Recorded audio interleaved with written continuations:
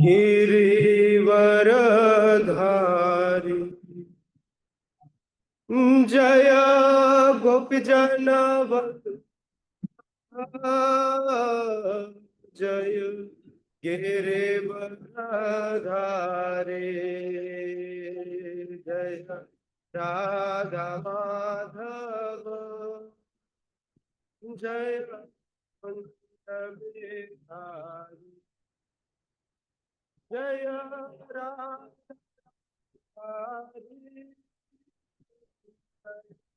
कुंज बिहारी जय राधा रसियारी जय कुंज बिहारी जय गोपी जन वल्लभ जय गिरिवरधारी गोपी जन वल्लभ जय गिरिवरधारी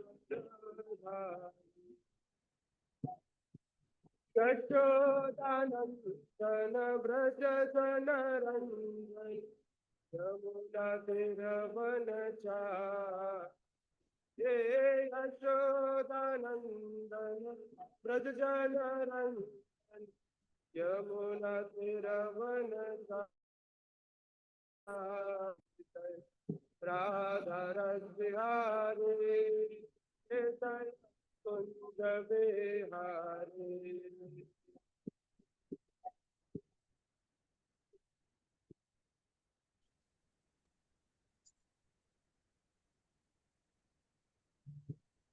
जय राधा रसियारी जय कुंज बिहारी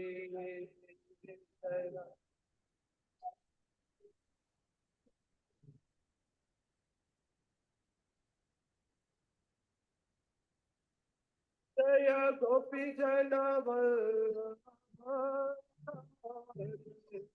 गिरिवरधारी जय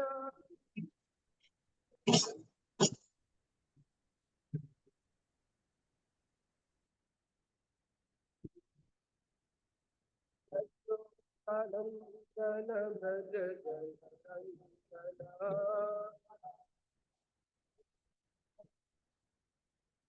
यशोदानंदन ब्रज जनार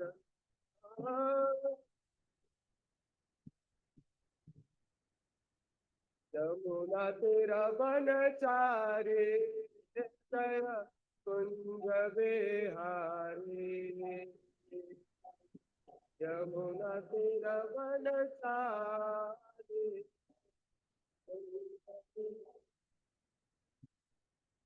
कृष्ण कृष्ण कृष्ण कृष्ण हरे हरे राम हरे राम राम राम हरे हरे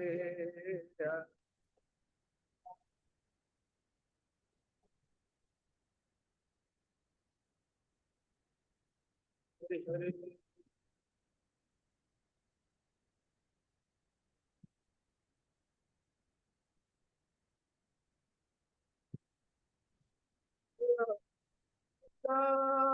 हरे कृष्ण कृष्ण कृष्ण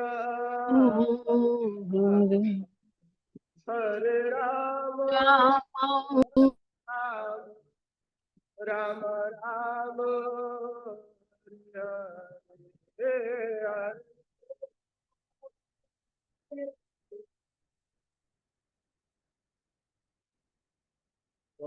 का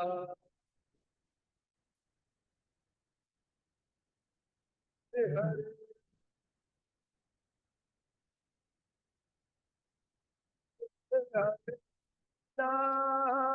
हरे कृष्ण कृष्ण कृष्ण हरे हरे हरे राम राम राम हरे हरे हरे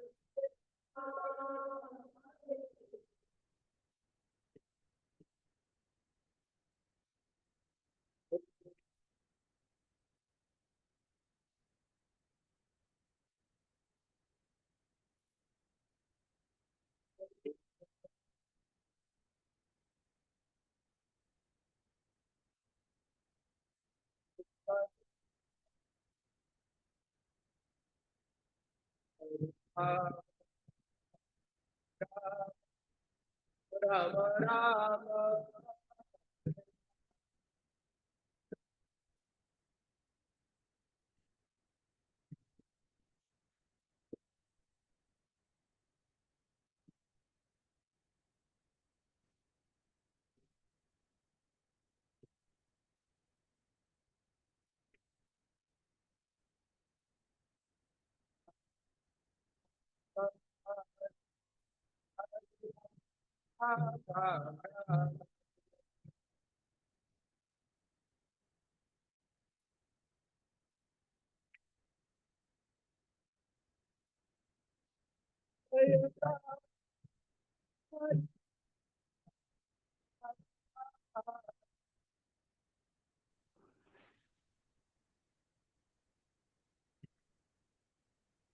ललिता विशाखा जय ललिता विशाखा ललिता विशाखा जय ललिता विशाखा जय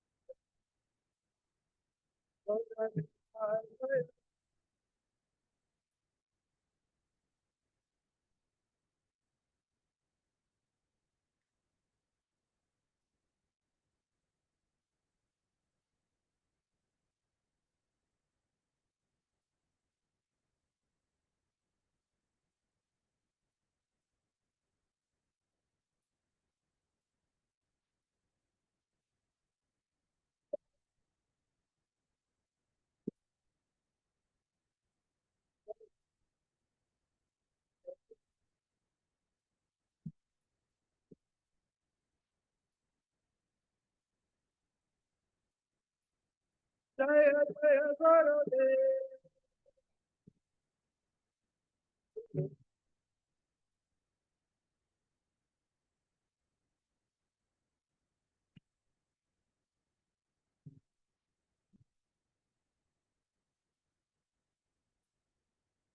जय पुष्पाद परिवादिकाचार्य शुक्ल सुषमत वैशनाथ भक्तिदान स्वामी श्रील प्रभुपाद की जय। जय विष्णुपाद परमहंस परिवादिकाचार्य अष्टोत्तर सुषमत भक्ति सिद्धांत श्री प्रभुपाद गोस्वामी महाराज की जय। अनंत कोटि वैष्णव वृंद की जय। नामाचार्य हरिदास ठाकुर की जय। प्रेम से कहिए जय श्री कृष्ण चैतन्य प्रभु नित्यानंद श्री अद्वैत गदाधर शिवासादि गौर भक्त वृंद की जय। श्री श्री राधा कृष्ण गोप गोपीनाथ श्याम कुंड राधा कुंड गिरि गोवर्धन धाम की जय। जय श्रीमद् भागवतम महापुराण की जय। निताय निताय गौर प्रेमानंदे हरि हरि बोल। All glories to somebody devotees Hare Krishna. All glories to somebody devotees Hare Krishna. All glories to somebody devotees Hare Krishna. All glories, all glories, all glories. Shri Guru and Gauranga Jagat Guru Shri Prabhupada की जय। ओम नमो भगवते वासुदेवाय।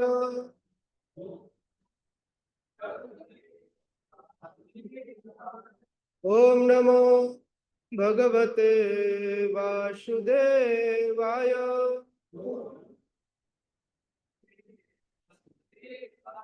ओम नमो भगवते वासुदेवाय।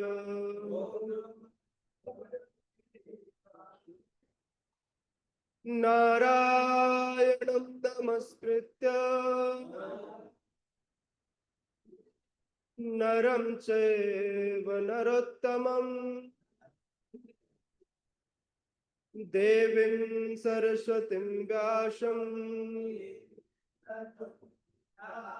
ततो जयमुदीरये। नष्टप्रायेषु भद्रेषु नित्यं भागवत सेवया भगवते उत्तम श्लोके भक्तिर्भवति नैष्ठिकी। कृष्णाय वासुदेवाय देवकी नंदनाय च नंदगोपकुमाराय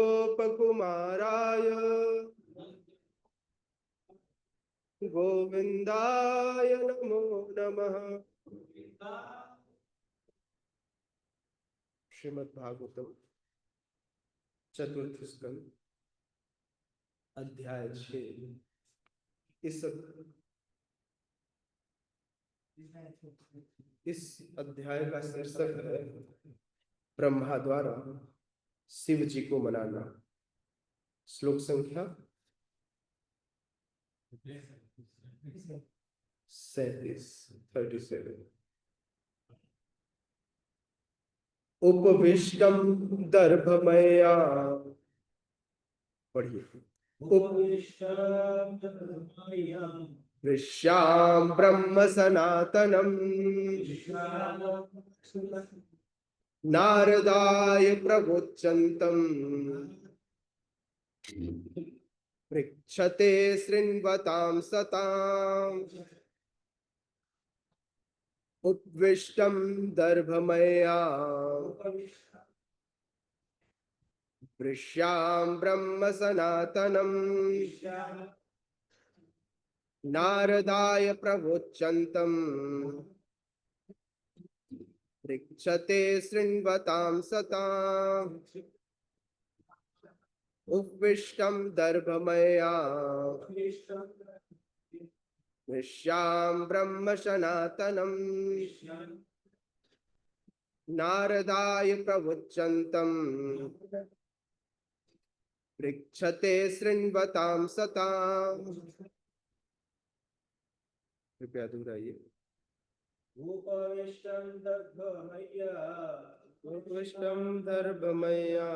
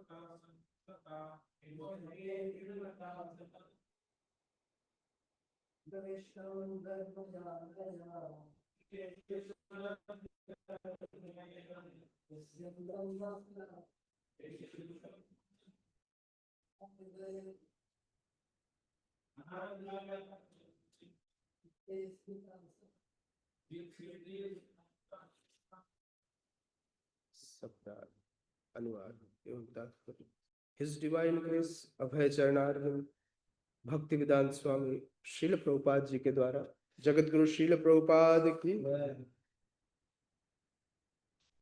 उपविष्टम बैठे हुए, दर्भमया दर्भ से बने, दर्भ से बने, विश्याम चटाई पर, ब्रह्म परम सत्य, सनातनम शाश्वत, नारदाय श्री नारद मुनि को, प्रवोचंतम बोलते हुए, पृक्षते पूछते हुए, शृण्वताम सुनते हुए, सताम साधु पुरुषों का। अनुवाद। वे तृण के आसन पर बैठे थे और वहां पर उपस्थित सबको, विशेष रूप से श्री नारद मुनि को परम सत्य के विषय में उपदेश दे रहे थे। कृपया मेरे पीछे दोहराइए। वे तृण के आसन पर बैठे थे और वहां उपस्थित सबको, विशेष रूप से श्री नारद मुनि को परम सत्य के विषय में उपदेश दे रहे थे। तात्पर्य, शिव कुश आसन पर बैठे थे, क्योंकि परम सत्य के विषय में ज्ञान प्राप्त करने हेतु तपस्या करने वाले लोग ऐसा ही आसन चुनते हैं। इस श्लोक में यह विशेष रूप से उल्लिखित है कि सुविख्यात नारद मुनि से संभाषण कर रहे थे। दोनों वैष्णवों के बीच में तर्क वितर्क चल रहा था। कहने का तात्पर्य है कि शिव तथा नारद मुनि वेद वेदांग पर चर्चा कर रहे थे। ओम अज्ञानतिमिरन्धस्य ज्ञानञ्जनशलाकया चक्षुरुन्मीलितं येन तस्मै श्रीगुरवे नमः। श्रीचैतन्यमनोभीष्टं स्थापितं येन भूतले स्वयं रूप कदा मह्यं ददाति स्वपदान्तिकम्। वन्देऽहं श्रीगुरुः श्रीयुतपदकमलं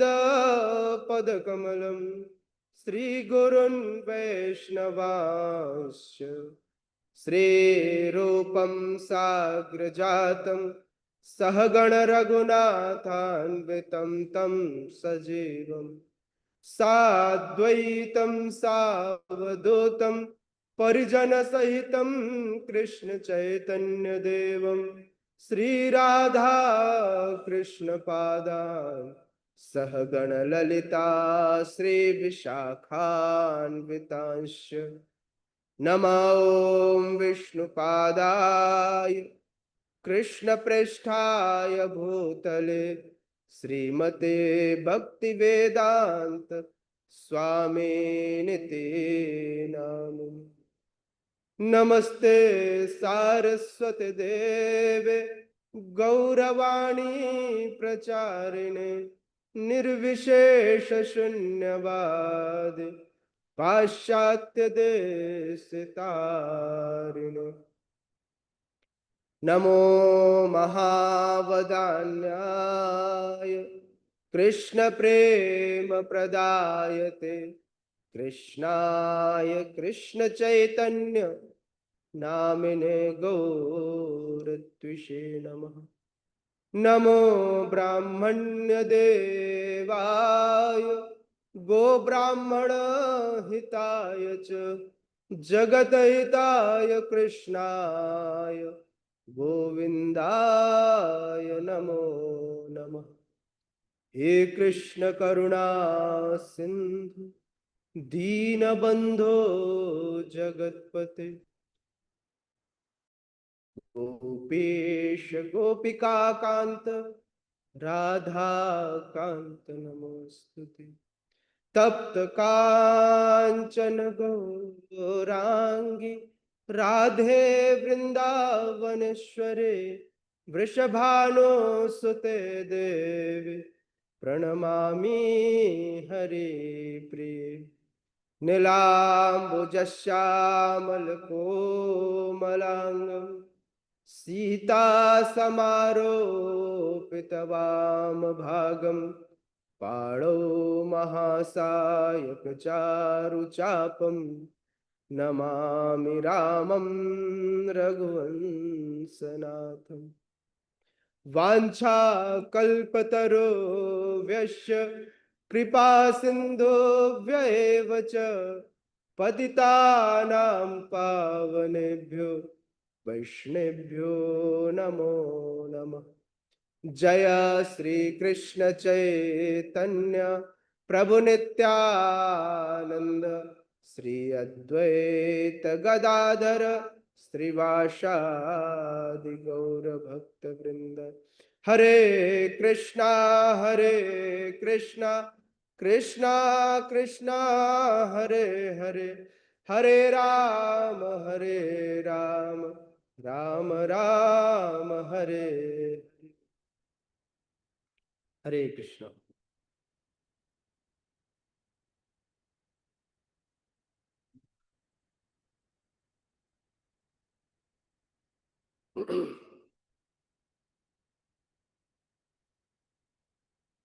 ब्रह्मा आदि देवगण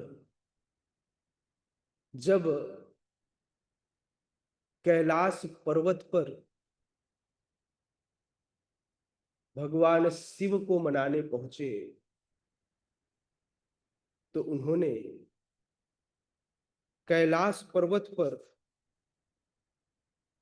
कई आश्चर्य देखे जो इससे पहले उन्होंने नहीं देखा था।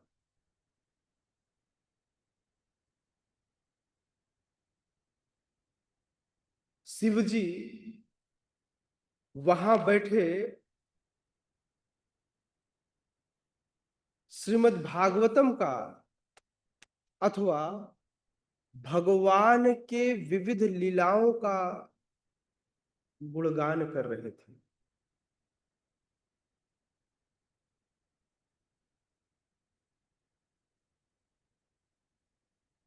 जब समस्त देवतागण शिव जी के लोक में पहुंचते हैं तो जो दृश्य उन्होंने देखा कि उस वट वृक्ष के नीचे, जो वट वृक्ष कितना 800 माइल 24,000 किलोमीटर ऊंचा था और 18,000 जिसकी डाया थी, 18,000 किलोमीटर जिसकी डाया थी, डायमीटर थी।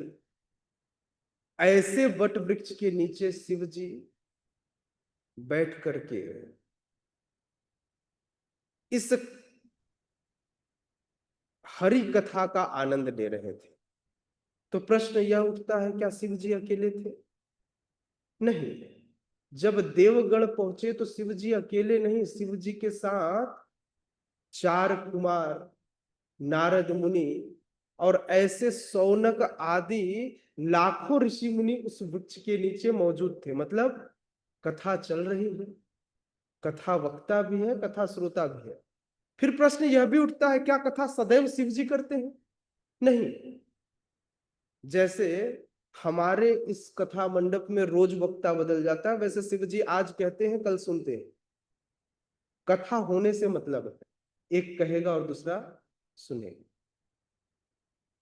कभी सनक आदि मुनि जो है, चारों भाइयों में से कोई एक कथा करता है। यदि आप सिद्ध लोक में देखें तो इन 4 कुमार जब आपस में बैठते हैं तो इन चारों भाइयों, ये 4 कुमार भी ऐसा नहीं कि ये पूछते हैं तुम्हारा घर कैसा चल रहा है, तुम्हारे बीवी बच्चे कैसे हैं, उसके फलाने के घर में क्या हुआ। नहीं, इनमें विचार में से एक वक्ता बनता है, 3 श्रोता बनते हैं। मतलब इनका कभी भी कोई समय, वैष्णवों का एक गुण होता है अव्यर्थ कालत्व, वह अपने समय का एक क्षण भी व्यर्थ में नहीं गंवाते। हमारे पास तो खूब समय है नहीं पूरी दुनिया के बारे में बात करने का। हाँ? खूब समय है। मतलब हमारा खाना ही ना पचे अगर दूसरों की हम चाली चुगली ना करें तो। पहले ऐसा कहा जाता था माताओं के पेट में बात नहीं पचती, आजकल माताओं से 25 गुना ऊपर है पुरुष, उनके पेट में कोई बात नहीं पचती। माताएं आजकल फिर भी ठीक है, माताओं की स्थिति भक्ति में भी आगे है, श्रद्धा भी उनकी अच्छी है। पुरुष इस कलयुग का सबसे नाकारा व्यक्ति, जो न तो कुछ करना चाहता, उसे सब कुछ फ्री में चाहिए, बिना किसी की, बस मिल जाना चाहिए। तो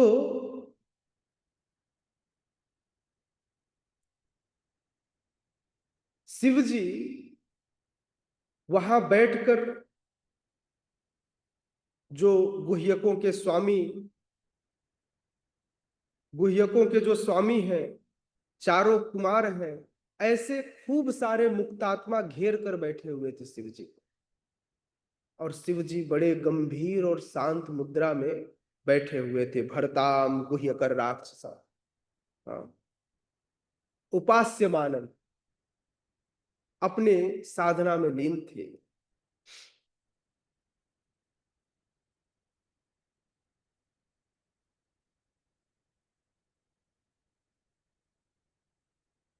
शिव जी वैसे तो भृगु मुनि सहित चारों कुमारों के भाई होते हैं। ये चारों कुमार से छोटे हैं इस ब्रह्मांड की स्थिति में। ऐसा नहीं सोचना चाहिए शिव जी छोटे हैं, मैं सिर्फ बता रहा हूं जैसे हम में से कौन सीनियर है कौन जूनियर यह कहना बहुत मुश्किल है। लेकिन इस जन्म की दृष्टिकोण से देखा जाए तो जिसका जन्म पहले हुआ है वो अभी यहाँ पर बड़ा है, छोटा है। लेकिन पूर्व जन्म में किसने कितनी भक्ति की है तो कौन सीनियर है यह कहना बहुत मुश्किल। हो सकता है आज किसी के पुत्र के रूप में जन्म ले कोई और वो अपने पिता का भी सीनियर, ऐसा भी हो सकता है। लेकिन अगर इस ब्रह्मांड के दृष्टिकोण से देखा जाए तो शिव जी सनक आदि मुनियों के छोटे भाई हैं। ब्रह्मा इस ब्रह्मांड के सृजन करता है और ब्रह्मा जी को जब सृजन करने की इस सृष्टि को रचने की सृष्टि को करने का आदेश प्राप्त हुआ तो ब्रह्मा जी ने खूब सारे अलग अलग लोगों को प्रकट किया जिनमें चतुष्कुमार प्रकट हुए। उन्होंने चतुष्कुमारों को आदेश दिया जाओ और विवाह कर लो और विवाह करके इस सृष्टि का पालन करो, इस सृष्टि को बढ़ाओ, प्रजा में वृद्धि करो। चतुष्कुमार बोले हम ही एक मूर्ख दिख रहे हैं, आप प्रकट किया आपने, ये हमारा सौभाग्य है, इसके लिए हम आपके कृतज्ञ हैं। आप पिता हैं हमारे, हम आपको प्रणाम करते हैं, लेकिन हम इस माया के जंजाल में नहीं फंसेंगे। इतने सिद्ध थे चतुष्कुमार कि चतुष्कुमार की आयु आज भी 5 वर्ष के बालक जैसी है। इतने बड़े हैं, कोई कपड़े नहीं पहनते, नंग धड़ंग होकर घूमते हैं और पूरे समय वो भगवान की कथा करते हैं। तुरंत ही वहां से सत्यलोक से तुरंत ही वहां से निकल चले, रुके नहीं। बोले हमको कोई सृष्टि उष्टि नहीं करनी, हमको इसमें कोई इंटरेस्ट नहीं। बाल ब्रह्मचारी, और आज भी बालक ही, बाल ब्रह्मचारी ही नहीं आज भी बालक ही है। मतलब ब्रह्मचारी बड़े नहीं हुए, अभी भी ब्रह्मचारी ही है। 5 वर्ष के तो 5 वर्ष इसी स्वरूप में रहते हैं, इसी स्वरूप में घूमते हैं, न कपड़े पहनने का टेंशन न कोई परेशानी।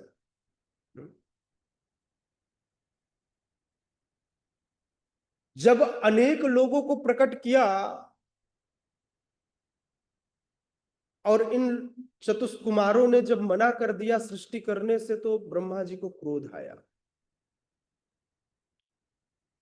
और उस क्रोध से, ब्रह्मा जी के क्रोध से, दोनों भवों के बीच से इस ब्रह्मांड में शिव जी का प्राकट्य होता है। जन्म लेते हैं नहीं कहूंगा, शिव जी का प्राकट्य होता है। इस दृष्टिकोण से शिव जी सनक आदि ऋषियों के भाई होते हैं, वो छोटे भाई होते हैं क्योंकि उनसे पहले सनक आदि ऋषि आए।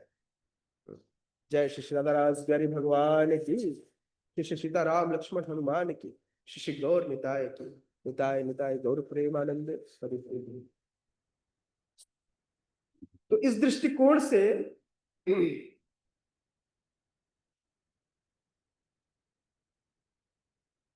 शिव जी छोटे हुए,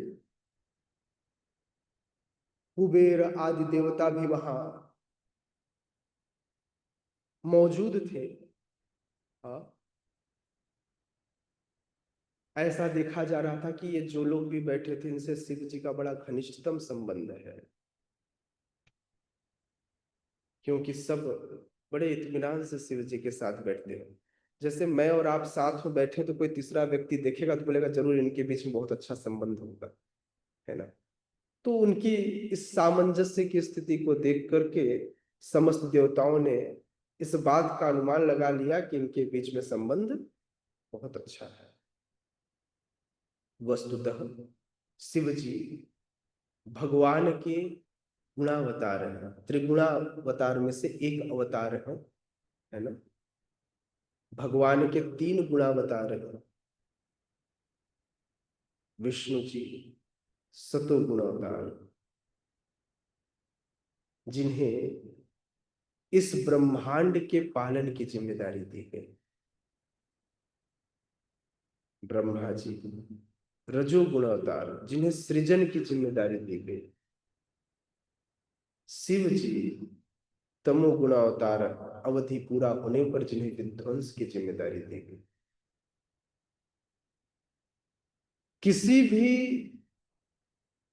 किसी भी संस्था, किसी भी घर अथवा किसी भी सिस्टम को, किसी भी ऑर्गेनाइजेशन को चलाने के लिए कोई एक व्यक्ति सक्षम नहीं होता। उसके लिए विभिन्न व्यक्तियों की आवश्यकता होती है। जैसे अगर मैं इस शरीर को भी एक ऑर्गेनाइजेशन मानूं तो इस शरीर में आंख, कान, नाक, मुंह, जीवा, गुदा, हाथ, पैर सब कुछ है और सब अपना अपना कार्य करते हैं। उसी प्रकार से इस सृष्टि को चलाने के लिए तीन गुणावतार कार्य करते हैं, पालन का, सृजन का और विध्वंस का। क्या इसके अलावा ये कोई और काम नहीं करते? करते हैं ना, इसके अलावा भी काम करते हैं। शिव जी विध्वंस का काम तो एक बार करते हैं, बाकी समय भक्तों के साथ आनंद मग्न रहते। शिव जी हमेशा तमोगुण में नहीं रहते। शिव जी सिर्फ विध्वंस करने के लिए तमोगुण को धारण करते हैं, बाकी समय वो सतोगुण में रहते हैं। शिव जी कभी, मतलब ये नहीं सोचना चाहिए शिव जी तो तमोगुण में रहते हैं, नहीं। तमोगुण में होते तो अभी जब देवता गण आए तो उनको अभी भी गुस्से में पाते, लेकिन वो क्या दिख रहे हैं? शिव जी ध्यान मग्न, बड़े शांत और गंभीर अवस्था में बैठे। तो जिन मूर्खों को यह नहीं समझ में आता, जिन लोगों को लगता है शिव जी सदैव नशा करते हैं, शिव जी दारू पीते हैं, लोग उनको गांजा, धतूरा आदि, धतूरा फिर भी अर्पित किया जा सकता है इस परिप्रेक्ष्य में कि शिव जी, क्योंकि धतूरा कई चीजों के लिए दवा का कार्य भी करता है। इसी तरह से जितनी भी विषैले पदार्थ हैं, इनसे कई तरह की मेडिसिन बनती, लेकिन मेडिसिन पेट भरने के लिए नहीं लिया जाता, मेडिसिन शरीर को स्वस्थ रखने के लिए लिया जाता है।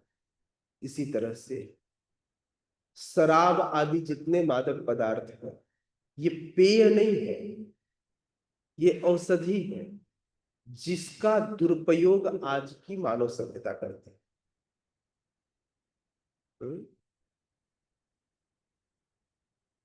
तो इसलिए शिव जी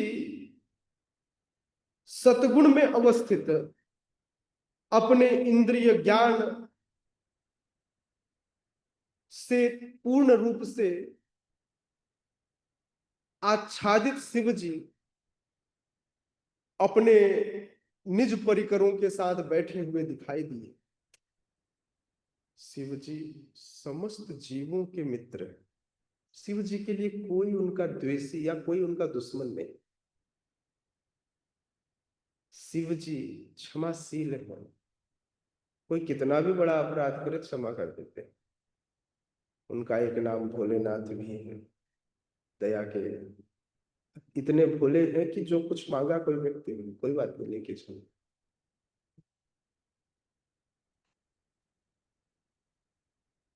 अत्यंत कल्याणकारी, शिव शब्द का शाब्दिक अर्थ ही कल्याणकारी होता है। शिव जी अत्यंत कल्याणकारी। अगर शिव जी से कोई मिल ले, शिव जी का कोई संग कर ले, तो उसे हरि की प्राप्ति ऐसे ही हो जाती है, लेकिन उसके लिए भाग्यशाली होना चाहिए। ये बिल्कुल उस तरह है, कोई भूखा हो, सामने खाना रखा हो लेकिन खाए ना, हाथ मोड़ के बैठा हो, वो सोच रहा हो कोई आए और मुझे खिला दे। तो कुछ ऐसे भी लोग हैं जो शिव जी का संग प्राप्त करके भी हरि की भक्ति प्राप्त नहीं करते। रावण जैसा बुद्धिमान व्यक्ति भी, रावण जैसा ज्ञानी व्यक्ति भी शिव जी की भक्ति करता है, शिव जी का संग प्राप्त करता है, फिर भी उसे हरि की भक्ति प्राप्त नहीं होती। तो इसे दुर्भाग्य कहते हैं। शिव जी जो वैष्णवों में श्रेष्ठ है, ऐसे शिव जी का कहते हैं शुद्ध भक्त के संग मात्र से भक्ति की उत्पत्ति होती है।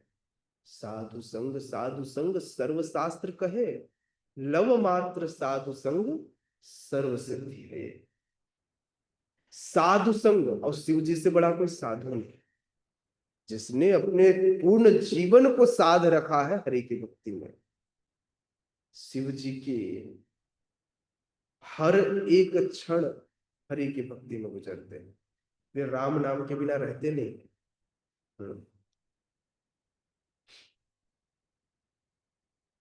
अगर आप मूल रूप से सदाशिव की उत्पत्ति देखें तो सदाशिव जो है वह संकर्षण के विस्तार है। यदि आप मूल उत्पत्ति को देखें तो जब विस्तार का आप क्रम देखेंगे इस गोलोक वृंदावन चार्ट में, तो उसमें आपको समझ में आएगा कि संकर्षण से सदाशिव निकलते हैं। तो इसलिए संकर्षण राम की सेवा में सदैव रत रहते हैं शिव जी। शिव जी जो राम नाम लेते हैं वो संकर्षण राम नाम लेते हैं। रघुपति राघव राम ने, हाँ, ये ऐसा नहीं कह रहा हूं कि वो राम जी आए तो राम जी की वो पूजा नहीं करते, यार मैं ये नहीं कह रहा हूं। लेकिन ऐसा नहीं है कि भाई राम जी त्रेता युग में आए तो क्या उससे पहले शिव जी राम का नाम नहीं लेते थे? प्रश्न यह उठता है कि राम जी त्रेता युग में आए तो क्या उससे पहले शिव जी राम का नाम नहीं लेते थे? नहीं। शिव जी अपने जब जैसे ही उनका प्राकट्य होता है, विस्तार होता है, तब से वे आज तक राम नाम के बिना नहीं रहते। तो फिर वे राम कौन है जिनका वे नाम लेते हैं? तो वे राम है संकर्षण राम, है ना? हाँ, उन्हीं संकर्षण राम के विस्तारित स्वरूप रघुपति राघव राम। तो इसलिए कान इधर से पकड़िए, घुमा के इधर से पकड़िए, बात बराबर है। तो अगर कोई ऐसा भी कहे तो इसमें कोई दो राय नहीं है। मतलब अगर कोई बोले शिव जी राम जी की आराधना करते, बोले हाँ करते।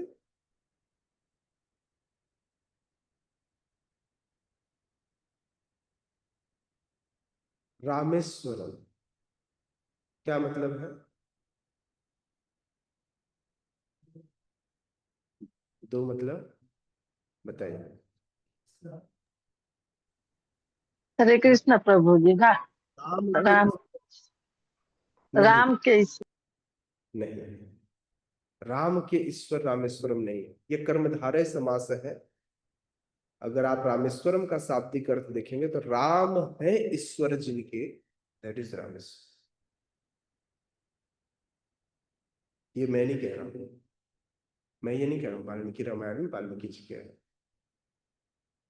रामेश्वरम अर्थात राम है ईश्वर जिनके, कर्मधारय समास। अगर हिंदी आपने पढ़ा होगा तो ये समास में कर्मधारय समास है। राम के ईश्वर नहीं। ये तो हम लोग जिनको व्याकरण का अधूरा ज्ञान होता है वो लोग रामेश्वरम का संधि विच्छेद किए, राम प्लस ईश्वरम दैट इज रामेश्वरम, तो इसलिए राम के ईश्वर दैट इज रामेश्वर। ये हमने बनाया। क्यों? क्योंकि हमने गुरु पथ का, हमने आचार्यों के पथ का अनुसरण नहीं किया। हमने अपनी बुद्धि का, अपनी इस बुद्धि का इस्तेमाल करके उसका अर्थ निकाला। आज इस सुबह की भगवत गीता की क्लास में मैं पढ़ रहा था, जहां भगवान कहते हैं इस भगवत गीता के गुप्त ज्ञान को अभक्तों को न दिया जाए, नहीं तो उसका सत्यानाश कर देंगे, वो इसका अर्थ का अनर्थ निकाल देंगे। उसी तरह से जो व्यक्ति इसका अर्थ न समझ पाए, अपनी बुद्धि का, अपनी इस तुच्छ बुद्धि का इस्तेमाल, इस क्षुद्ध बुद्धि का इस्तेमाल करे, उसके लिए रामेश्वरम का अर्थ राम के ईश्वर है। लेकिन यदि कोई आचार्यों के पद का अनुगमन करे, यदि कोई शास्त्रों के मत को माने, तो रामेश्वरम का अर्थ है राम है ईश्वर जिनके, वो है रामेश्वरम। तो इसलिए शास्त्रों में अपनी बुद्धि का इस्तेमाल नहीं करना चाहिए। शास्त्र हमें परंपरा अनुगत एक्सेप्ट करना चाहिए। जो परंपरा से ज्ञान आए उसे एज इट इज लेना चाहिए, अपनी बुद्धि अननेसेसरी नहीं लगानी चाहिए।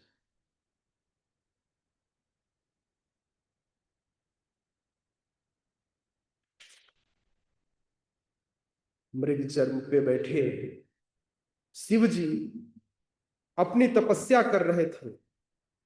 संध्या कालीन उन्होंने अपने शरीर में राख लगाया हुआ था। और ऐसा लग रहा था कि एक घने बादल के समान बड़ी गंभीर मुद्रा में, जिनकी जटाओं में अर्धचंद्र था, जो कि सांकेतिक प्रदर्शन है। शिव जी वैसे मैक्सिमम वैष्णवगण आप सब भक्तों जैसे दिखाई देते हैं, जिन पर ऊर्ध्व पुंड होता है, तिलक होता है, लेकिन शिव जी की व्यवस्था उनके जैसी नहीं थी। आपने शास्त्र में एक और भक्त का उदाहरण सुना होगा, जड़ भरत का। जड़ भरत भी परम भक्त थे, भक्ति की परिसीमा को जानते थे, लेकिन कभी उन्होंने अपनी वैष्णवता का प्रदर्शन नहीं किया। शिव जी भी नहीं करते। शिव जी वैष्णवों जैसे दिखाई नहीं देते, बाकी सारे वैष्णव अलग है, शिव जी एक अकेले ऐसे वैष्णव है जो ऊर्ध्व पुंड की जगह त्रिपुंड धारण करते हैं। हाँ।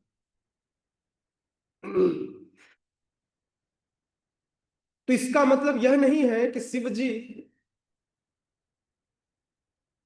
वैष्णव नहीं है। शिव जी सर्वश्रेष्ठ वैष्णव, जिनकी सर्वश्रेष्ठता पर कोई उंगली नहीं उठा सकता। शिव जी मनुष्यों के ऐसे विशेष श्रेणी को प्रदर्शित करते हैं जो कि वैष्णव नियमों का पालन नहीं करते। शिव जी के जो फॉलोअर हैं, जिनको हम शैव कहते हैं, वो शिव जी की ही भांति वेश बनाते हैं। शास्त्रों में आदेश है कि हमें अपने गुरु के, अपने आचार्यों के, वैष्णवों के कार्यों का, आदेशों का अनुसरण करना चाहिए, अनुकरण नहीं करना चाहिए। फिर से शास्त्रों में आदेश है कि हमें वैष्णवों के आदेशों का अनुसरण करना चाहिए, वे क्या कर रहे हैं उसका अनुकरण नहीं करना चाहिए। यदि आप किसी भी व्यक्ति, किसी भी परम वैष्णव के क्रिया मुद्रा का अनुकरण करने लग गए, बोले वो तो ऐसा करते मैं भी ऐसा करूंगा, तो ऐसे ही शैव गण जो है वो शिव जी के कार्यों का क्या करते हैं, अनुकरण करते हैं और मादक पदार्थों का सेवन करते हैं।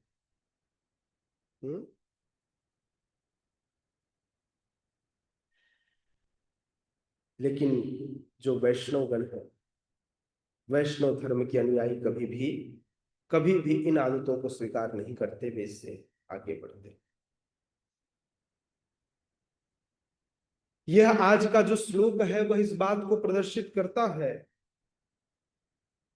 कि शिव जी सदैव संभाषण करते हैं, कभी अनुचित तर्क नहीं करते। शिव जी सदैव वैष्णवों के संग में बैठकर हरि चर्चा करते हैं।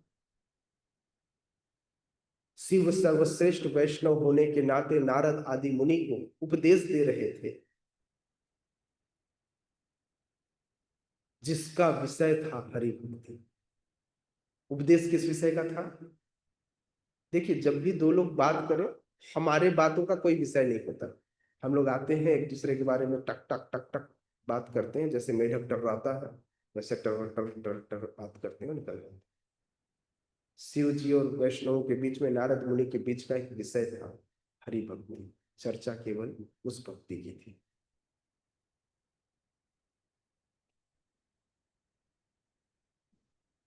भक्ति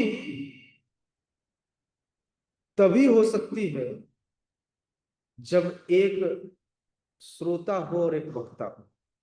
शिव जी महान वक्ता है और नारद मुनि महान श्रोता है।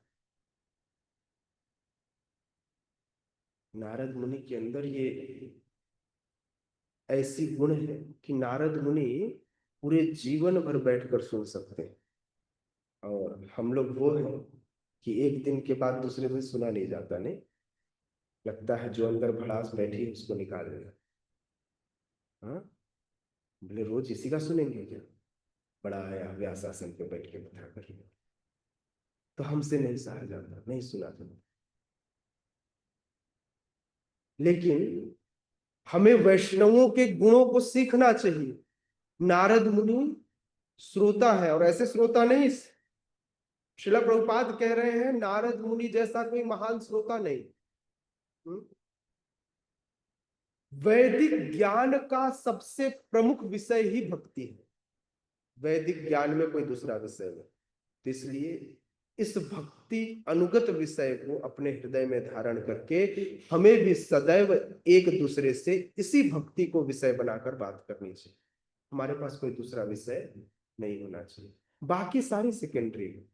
अब सोचिए, अगर प्राइमरी चीज ठीक न हो तो, यदि आपकी प्राइमरी चीज ठीक न हो तो, बेस ठीक न हो तो, आधार अच्छा न हो तो, उस पर कितनी भी अच्छी बिल्डिंग बना लीजिए, एक फूक में गिर जाएगा। तो इसलिए सबसे बेसिक चीज है वह है भक्ति। और भक्ति के लिए हमें अपनी चर्चाओं में जीवन के सारे विषयों को हटाकर केवल भक्ति रूपी विषय को ही आत्मसात करना चाहिए।